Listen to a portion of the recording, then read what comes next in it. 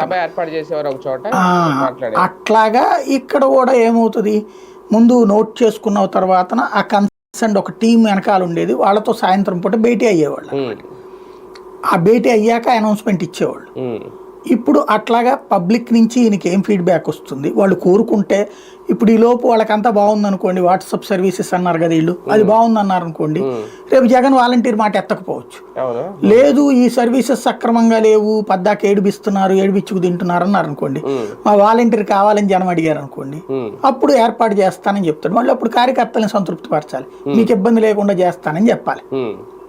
అవన్నీ ఉంటాయి భవిష్యత్తులో. ఈ 2 నిర్ణయాలతో ఏమన్నా పార్టీలో చేరికలు మొదలయ్యే అవకాశం ఉంటుందా సార్, అటు కాంగ్రెస్ నుంచి కానీ ఇటు నుంచి కానీ? ఇప్పుడే ఏమీ ఎక్స్పెక్ట్ చేయకూడదండి, ఇది దాన్ని ఏమంటారు, హింసల కాలం. అంటే నిన్న ఉద్యోగ సంఘాల నాయకులు వచ్చి చేరారు, పెద్దది లెక్క కాదు వాళ్ళది. పెద్దోళ్ళు రావాలంటే ఎలక్షన్స్ ముందే దిగుతారు వాళ్ళంతా. వ్యతిరేకించారు కదా వాళ్ళే. ఈ బ్యాచ్ ఇంత ముందు సమర్థించిన బ్యాచ్నే, ఉద్యోగుల్లో ఈయన సమర్థించే బ్యాచ్ వచ్చి చేరారు తప్పించి అవతల బ్యాచ్ కాదు వచ్చి చేరింది ఈయన దగ్గరికి. కాబట్టి ఏముండదు బేసిక్ గా. ఇప్పుడు అంతా కూడా ఏంటంటే పని నడిచిపోతుండాలి. వచ్చే వాళ్ళకి ఎవరికన్నా ఒక నియోజకవర్గంలో ఒక మంచి స్ట్రాంగ్ పర్సన్ అయ్యుండి అక్కడ వైసీపీకి సరైన క్యాండిడేట్ లేక, వైసీపీ క్యాండిడేట్ అవతల పార్టీకి వెళ్ళిపోవడం, లేకపోతే క్యాండిడేట్ లేకపోతే డబ్బు ఉండి పలుకుబడి ఉండి